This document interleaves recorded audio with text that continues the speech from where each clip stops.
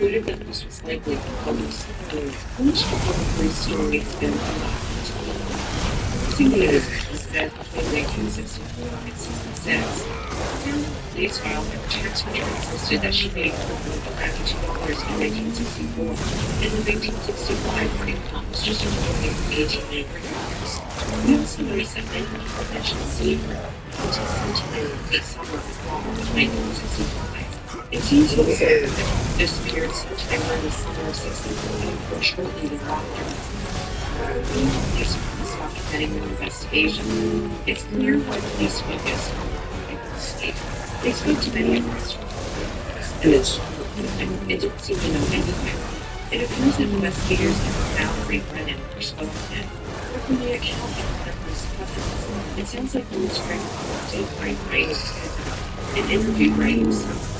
Away from the conversation, they believed that Ray didn't know anything. It's unfortunate that police didn't listen to Ruth's grandfather, Frank, when he tried to sound the alarm about Ruth's disappearance in the 60s. He was dedicated to finding answers as to what happened to the granddaughter he adored and considered to be his own daughter. Reading all the eyewitness accounts from friends and cousins painted a disturbing picture of Ruth's life.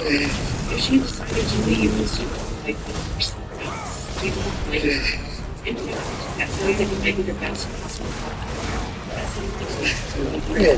Ruth would have been free from this grandmother that by many accounts following the race dates and likely attempted to make relationships with boyfriends. Even more disturbing to her girlfriends and acquaintances all being asking although there were several other family members it was her mom Ruth's brother mentioned that it seemed that she wasn't and now we can understand why. Accounts from witnesses Oh, come on! Since if she was jealous of her, there are so many inconsistencies to its belongings. It's their which version. So much more evidence that would connect Robert to Ruth's disappearance. So they lived there at the time. It seemed to be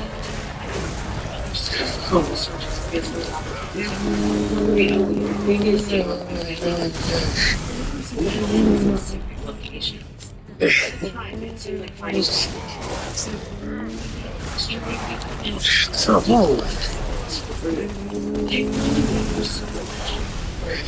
she could help you a little bit of information.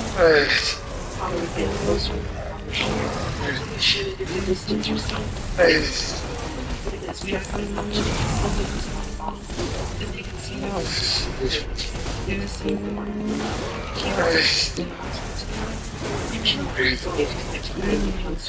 Come on! Even Ruth's boyfriend from high school, who was a police officer, had a bad feeling that something was off about this matter. Looking around, he got the past few days, fingers should have been particular. The police these time, and he knew a job for this. The case that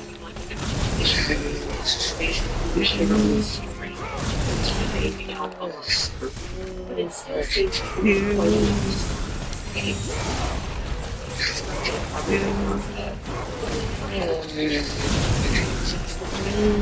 so believe it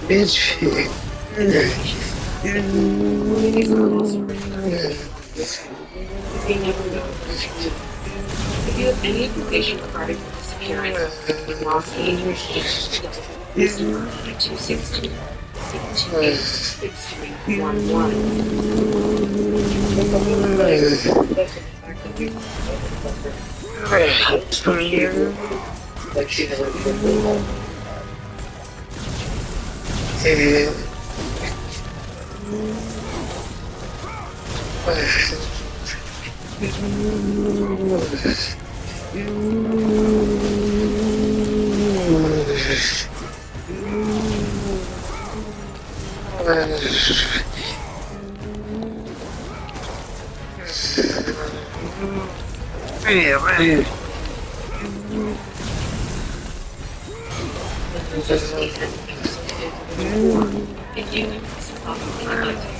Fuck! Sorry.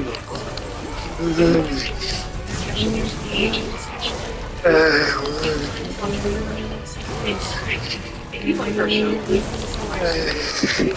You can also support the show by contributing on Patreon. We usually make sense.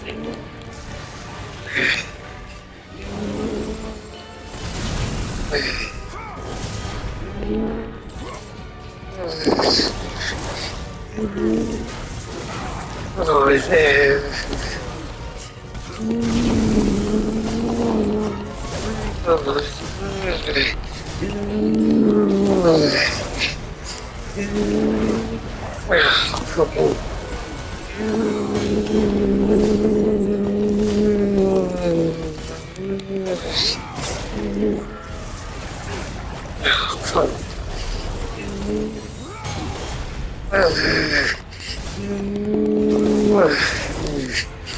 If you look at the It's very right now, I don't even want to be off delivery app on it.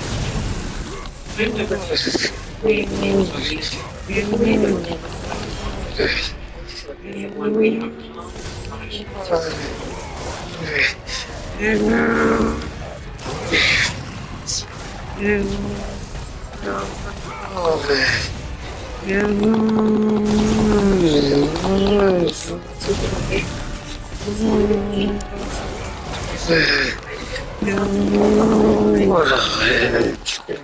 Where he lived was so safe, perceived as safe. There are kids playing in the street. It's this idyllic neighborhood where everyone knows everyone. And for him to be taken out of his home without a trace, and for the case to be solved, family,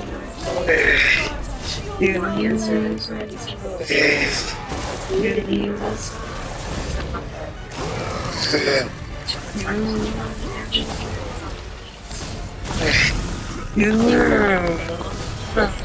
family is what I tell the family is the best. So even having the family go, oh, Jonathan probably just ran off and not the right to do. That's not good at all. This wasn't some teenage runaway who just ran off or got in arguments with their friends. But again, it's fully mixed with family, also the neighbors with vulnerable children, and community in general, but they're not at least coming out saying, yes, we care, yes, we're actively investigating, this matters to us, and we have to do everything we can. Turning the girl disappeared from this world. Sometime in the evening, Jonathan's on autism. Quiet, structured. He's not used to looking at his family or school, where he was told to transition. Jonathan was a teacher. Some of his routine was taking walks with the big book. Always saying that. Good. Everyone in the neighborhood recognized him. The jacket became part of his identity. Around 7:30 p.m. on the evening of March 30th, Jonathan's father was inside the house running on the treadmill. When Jonathan came to him and asked if he could sleep downstairs in the guest bedroom, the treadmill was loud, and he said it was bothering him. His father, Chow, told him not to worry, he'd be done running by bedtime. A short time later, Jonathan came back and asked if he could stay to cook food the next day. He said that he wasn't feeling well. Chow told him to wait and see how he felt in the morning. Then, around 8 p.m., Jonathan started walking downstairs. His father asked what he was doing, and he just said that he was going to bed downstairs. It felt a little unusual, just different enough to register, but not alarming. The next morning, everything changed. When Jonathan's mother went to wake him up for school, he was gone. This wasn't like Jonathan. He would never just leave without saying anything. And that jacket he never went anywhere without, it was still inside the house. The only things missing were his iPad and earbuds. The family reported him missing right away, and searches began that day, combing through the neighborhood and surrounding areas, but there was no sign of Jonathan. Months have passed since he disappeared, and his family is still searching, still holding on to hope, and still waiting for answers. I'm Marissa, and from Wondery, this is episode 492 of The Vanished, part 1 of Jonathan Huang's story, when the pattern broke.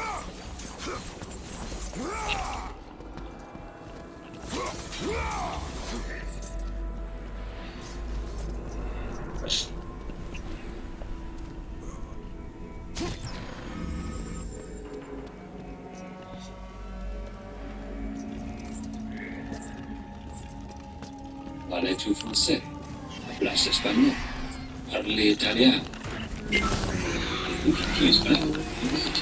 Babel's conversation-based techniques teach us words and phrases to get you speaking quickly about things you actually talk about in the real world. With lessons handcrafted by over 200 language experts and voiced by real native speakers, Babel is like having a private tutor in your pocket. Start speaking with Babel today. Get up to 55% off your Babel subscription right now at babbel.com/wandering. Spelled BABBEL.com/wandering. Rules and restrictions may apply. What if your drive was filled with more? More protection, more performance. Shell V-Power Nitro Plus Premium Gasoline removes up to 100% of performance-robbing deposits to rejuvenate your engine's performance, fueling every drive with a fuel like no other. Shell V-Power Nitro Plus Premium Gasoline. More performance with every drive. Compared to lower octane fuels in gasoline direct injection engine fuel injectors, actual effects and benefits may vary according to vehicle type, driving conditions, and driving style. Jonathan is the middle child in his family, with both an older and younger sister. We spoke with his older sister, Irene, who shared that she and Jonathan always had a special bond. There was a significant age gap between them. When Jonathan was born, Irene was old enough to understand what it meant to become a big sister. She remembers being thrilled with the news, excited that she was getting a baby brother. From the very beginning, she took on a nurturing and unspoiled despite to Irene, Jonathan wasn't just her little brother. He was someone she felt deeply connected to. There's a time that she referred to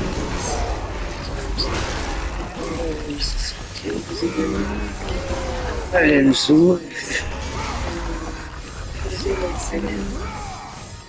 She was pregnant. What I found out from this time is she had 3 miscarriages between my brother and me. So she was ecstatic when he was born. Yeah, and he was my brother. I helped a lot with raising him and probably more than other kids because my mom, she developed some mental health issues and mental illness around the time that she gave birth. It has since resolved, but when he was born, it was really, really hard for me and my family. But as much as possible, both of my parents gave us a normal childhood. And what I remember about him as a baby is that he was just the happiest baby. He hardly ever cried, but he was so happy. And that kind of continued as he aged up to school age. He's just a really happy kid. And he just really, really sweet. And we were really close. He was really, really sad. Went to college. He wrote me a poem. I still have it. He illustrated the margins. And he would do little things. I was still living at home with my parents in high school. He noticed I was sick or feeling sad. He'd do things like go outside and pick a dandelion flower. Really innocent and wholesome. I think even the people that would know him today, when I was a 21-year-old, would say the same thing. He's just the sweetest, most caring person. And I think that's what makes it so hard that he's gone. It's really, really hard because he's been a constant. He is honest to the point of telling me if my hair looks messy. He didn't have much of a filter. He would sometimes say something and then, I would laugh and would go, oh, was that rude? But yeah, he was never intentionally hurtful or mean to anyone ever inside of me. He was just not at all deceitful. Irene explained that as Jonathan got a little bit older, she began to notice he wasn't hitting the same developmental milestones as other kids his age. Eventually, Jonathan was diagnosed with autism. For Irene, the diagnosis didn't change how she saw him. It simply gave their family a better understanding of his needs and how to support him as he grew. I noticed when he was younger that he was different. He was not like other kids, and that he was hitting milestones, certain milestones later than other kids might. He had a language delay, which I noticed, And I actually remember encouraging both of my parents to get him tested or assessed for a disability or something neurological because it did take him such a long time to learn how to talk. He was diagnosed with autism. All of the entities and agencies, along with his school district, recognize Jonathan as having autism and provide him disability services, legal safeguards. We also spoke to Jonathan's father, Tom, who explained that he didn't recognize the signs of autism right away. And even when he did notice differences, he simply saw them as traits that Jonathan unique. To Tao, those qualities were never something to fix or change. He described his son as sweet, innocent, and pure, who made the world feel softer just by being there. He was formally diagnosed in 2016 as a young child toddler. He presented very normal. He was able to learn in school, learn to write, read. It was very difficult for him. His teacher says, I think he needs to be evaluated. He said, as parents, as us, we just assume the best. Say, okay, maybe we can focus on and this would be selective blindsidedness. We're always wanting our children to be the best. There's no disabling issues with them and to have a happy, normal life. Stereotypically, we just didn't know any better. We love John to death. We wouldn't want to change anything for him because he's so sweet and so innocent and so pure. We're looking at him. Say, if only the whole world was like him. The world would be better with more autism around than without it. Hindsight, but listen to them that we got the official diagnosis on the testing that went through to confirm that he is on the spectrum. Autism is described as a spectrum for a reason, because no two people experience it in the exact same way. Some individuals navigate life with little or no support, while others need consistent structure and assistance to feel safe and thrive. That distinction becomes especially important when someone goes missing. Could Jonathan get by on his own, or did he rely heavily on the support of his family? To understand more about what Jonathan's day-to-day life looked like, and to get a clearer picture of his strengths and his challenges, we asked Irene to share her perspective. A lot of kids or adults with autism are hyperfixate on things, but he was not really like that.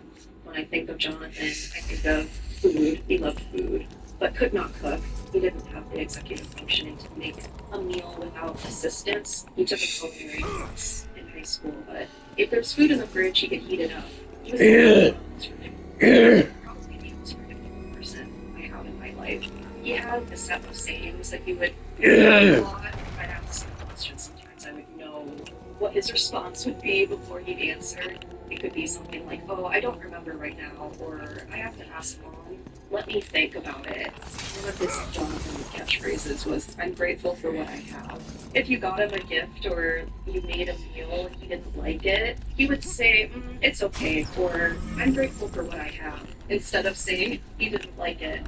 And if you just saw him eat at the grocery store, he might present as a complete meal. Once you start talking to him, you realize he is disabled. He can complete some basic everyday tasks for himself, but not at the point where he ever could have lived independently. We have his IEP evaluation done by the school district and input from his teachers, and he was still in high school transitions. He couldn't handle money independently. He could shower and dress himself and brush his teeth, but even after showering, a lot of times my mom would say, oh, Jonathan, it looks like your hair is still kind of greasy, or do you have conditioner in your hair? You need to go shower again. Things like that. He would need reminders. My parents, he had medications that he took, administering his medications, giving him needles, or making sure that his food for his IEP, he was rated in the 0% as far as people's skills, such as being able to do the basic needs, being able to be able to see social skills, the social skills, specifically first Bitch, leave me the fuck alone. Fuck alone. Indicates he's not capable of independent caring for himself and is susceptible to people that would potentially want to take advantage of him, not prey on him, or But if he leaves, well, he left him alone. He could go on walks in the neighborhood. He was never that It's all about that. Walking was a key part of Jonathan's daily routine, but according to Irene, he always stuck to the same path. He was never known to wander or stray from his route. That consistency became part of how he lived. People were used to seeing Jonathan out on his walks, always wearing the same hooded jacket, no matter the weather. He loved to walk.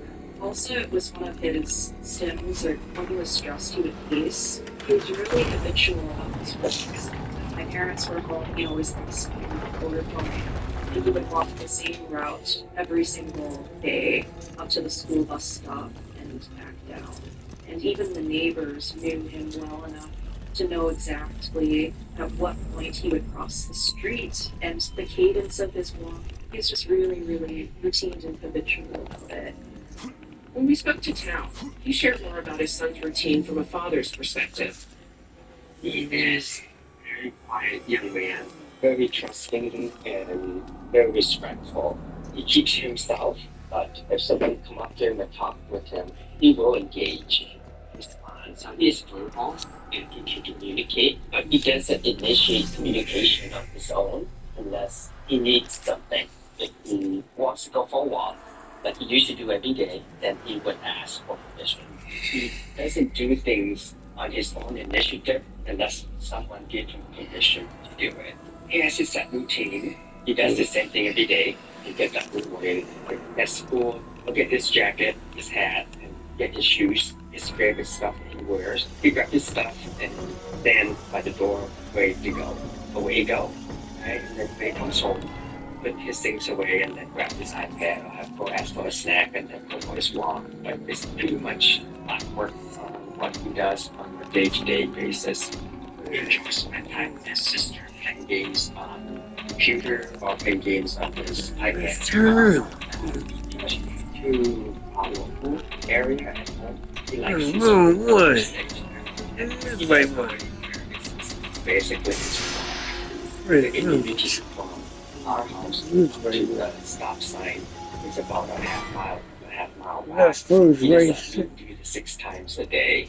Always wearing his jacket and his hat. We go to church. He likes to go out to eat and get treats. So he would ask my dad, and we spend time together. Which is his way of saying, go and get something to eat. And he has his favorite places to go. And outside of that, his social circle is very small. He doesn't have any close friends. He doesn't have anybody who comes This over one. to play games, or he doesn't go to anybody's house. We always would ask him to encourage him to leave his room. Let's do a family activity together to go for a walk or hike. Then he'll come. But he never initiate those activities on his own.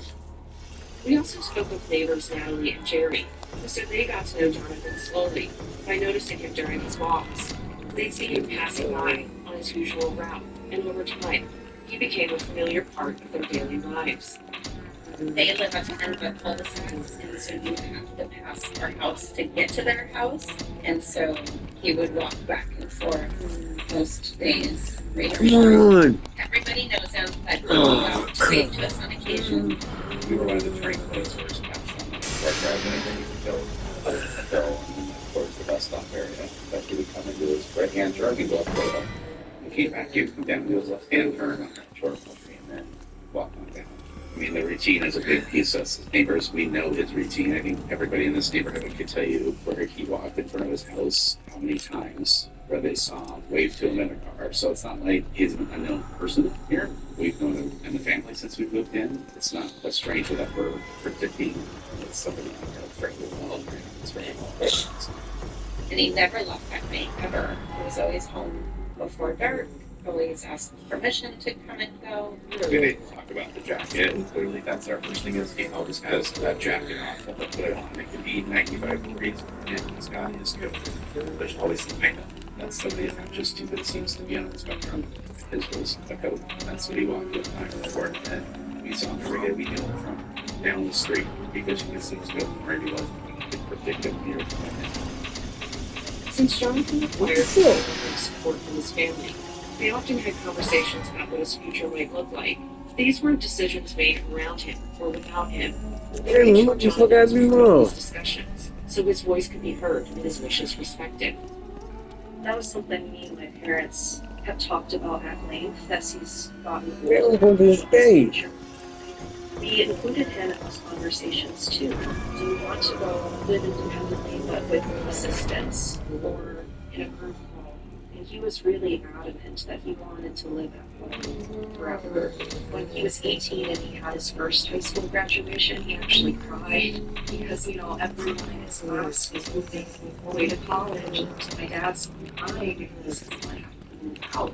He didn't understand that he was going to be able to continue living at home and continue going to high school and transitions. My parents had to sit down and explain that to him.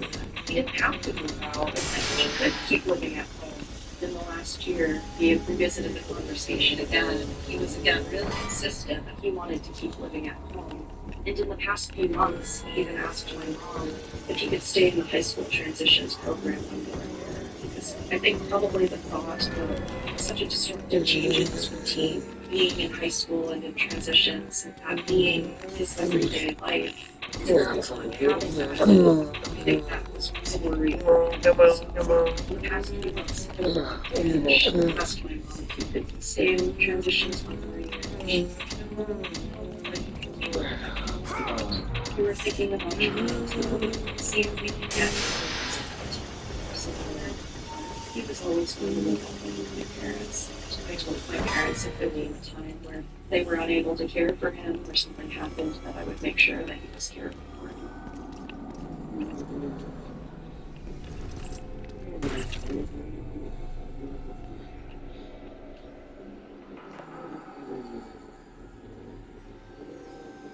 Cooler days call for layers that last. And Quince is my go-to for quality essentials that feel cozy, refined, and won't blow your budget. I'm eyeing their wool coats. They look designer level, but cost a fraction of the price. And the quality, honestly, just as good, if not better. Because Quince partners directly with the top-tier ethical factories and cuts out the middlemen.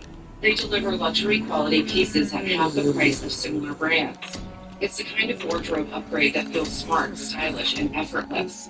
I've gotten so many amazing pieces from Quince. I recently ordered their cotton mixed media puff sleeve top. First, I got it in black, but I loved it so much that I went back and bought every color. Find your fall staples at Quince. Go to quince.com/vanished for free shipping on your order and 365-day returns. Now available in Canada too. That's QUINCE.com/vanished to get free shipping and 365-day return. Quince.com/vanished.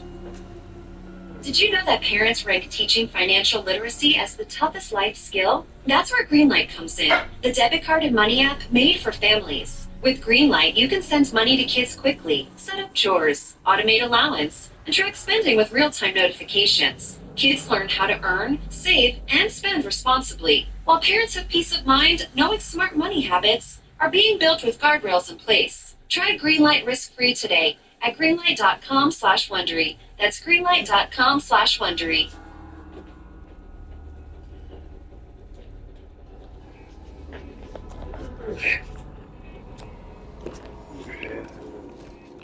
On the evening of Sunday, March 30th, 2025, Tal was at home running on a treadmill when Jonathan came to him and asked if he could sleep in the downstairs guest bedroom. What followed was a series of small interactions, nothing that seemed unusual in the moment. But now, looking back, Tal can't help but replay them. Knowing that Jonathan disappeared that night, those brief exchanges take on a different meaning. That evening on Sunday the 30th, I was on the treadmill, a little bit past 7. He came out and said, "Hey Dad, can I sleep downstairs in the guest room? Because the treadmill is really noisy." And I said to him, "Hey, it's early. I'll be done in an hour way before your bedtime. So don't worry about it." I'm kind of odd because it's so early in the evening when you go to bed. He doesn't go to bed this early very much. That was kind of strange. He went back into his room and he came out a little bit later and said, "Hey, Dad, can I stay home from school tomorrow?"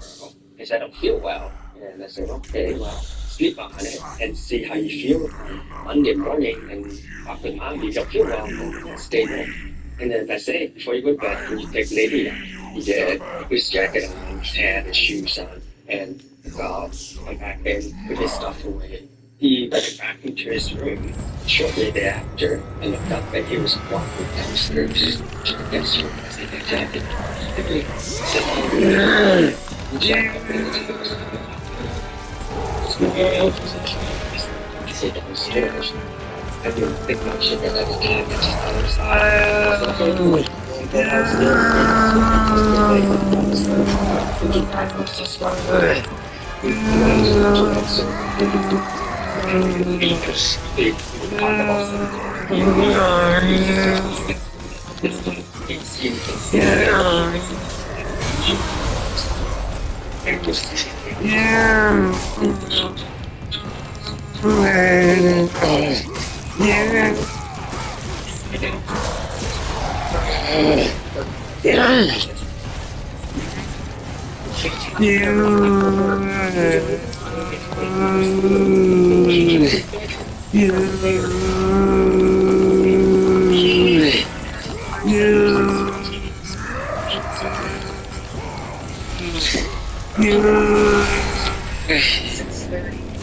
That's Jonathan's room, waking up and saw who was marking his bedroom.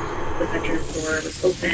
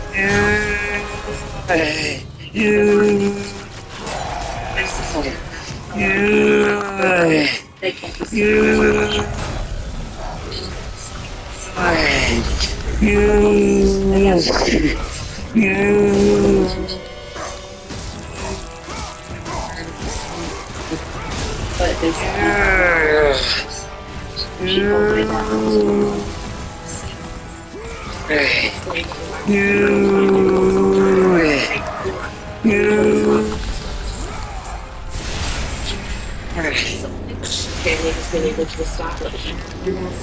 Discuss freely, work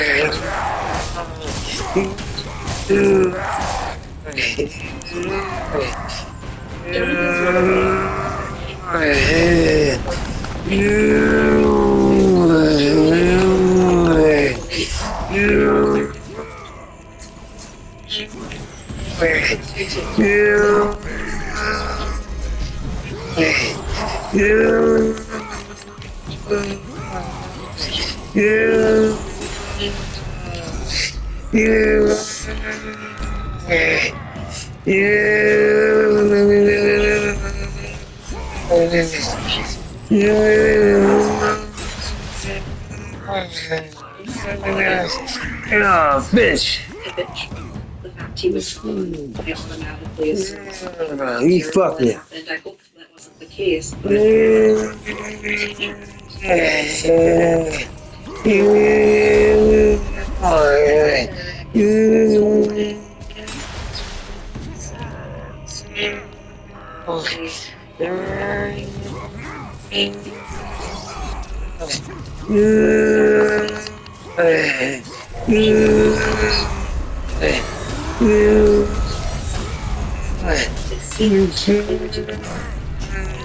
Damn.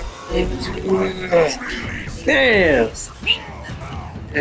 off and went somewhere, and my parents were really numb, and I could tell they weren't going to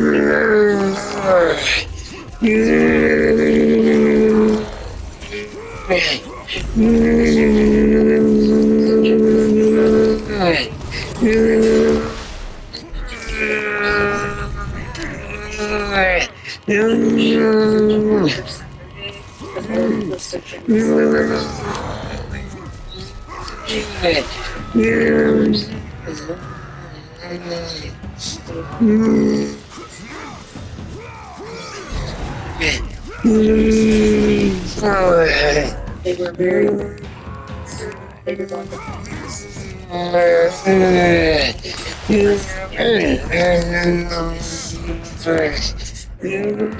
They did everything possible. Damn. Dapper dogs and dogs that are trained to track days old scent near water and marshy areas. The scent dogs, they were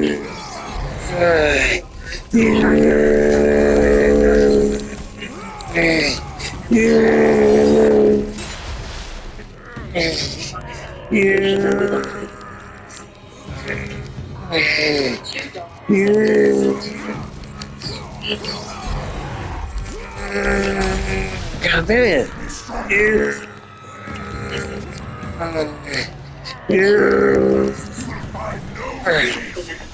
trails. I don't quite know how. Son of a bitch. The cul-de-sac is downhill at my parents' house. So since they said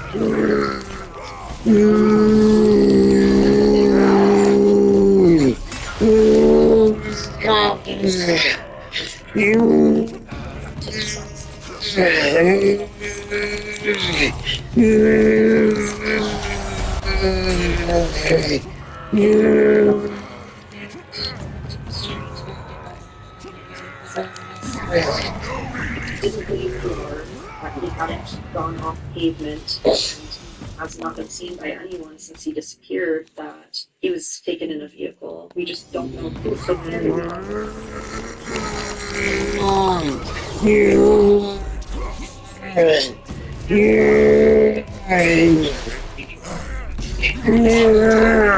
Fuck! The morning of, I was getting our daughter ready for school about 8:20ish, and I noticed the sheriff drive by. And we're a really small neighborhood, and again, you have